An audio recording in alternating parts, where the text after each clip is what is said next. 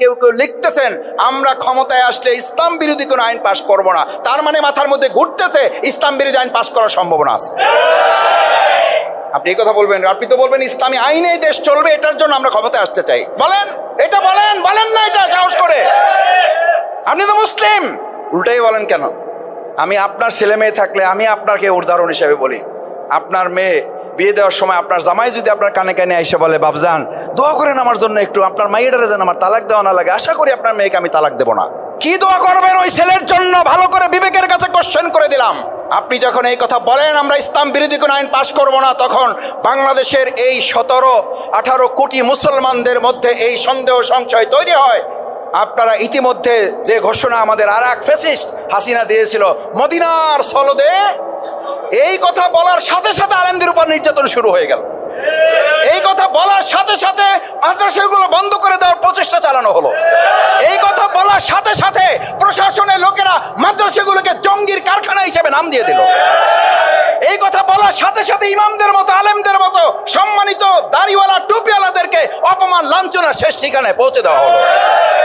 ভয় তো ওই কারণে আমরা পাই, মদিনার সনদে দেশ চলবে বলার পর নির্যাতন আলেমদের উপরে বেড়ে যায়।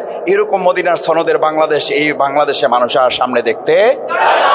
সুতরাং আজকে আবার নতুন করে কেউ যখন বলেন আমরা শরিয়ার আইন মানি না, তা আপনি শরিয়ার আইন মানি না, তাহলে আপনি মুসলমান থাকেন কোন অধিকারে? কি জন্য মুসলমান থাকবেন না? এই কথা কি আমার ভাই?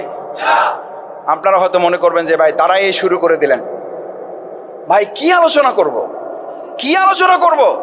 এই মসজিদের থেকেই তো রাসূল করিম সাল্লাল্লাহু আলাইহি ওয়াসাল্লাম জাহিলি মদিনাকে কি মদিনা বানাইছে।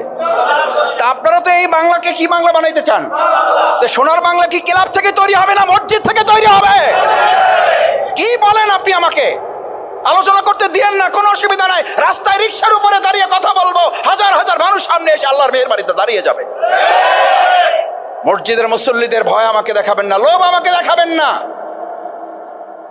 আল্লাহর দ্বীনের কথা যদি আমি জেলখানায় বসে বলতে পারি, তাহলে পৃথিবীর আর কোন জায়গা আমার বাকি আছে? এখানে আপনারা কয়জন? কয়জন এখানে আপনারা? 1 থেকে 150,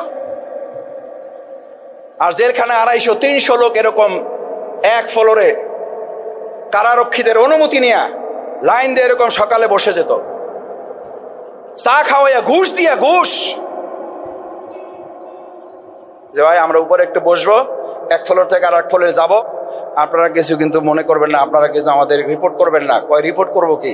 মাসুদ ভাইরে কয়েন আলোচনা চলবে, আমরাও পিছনে বসে শুনবো।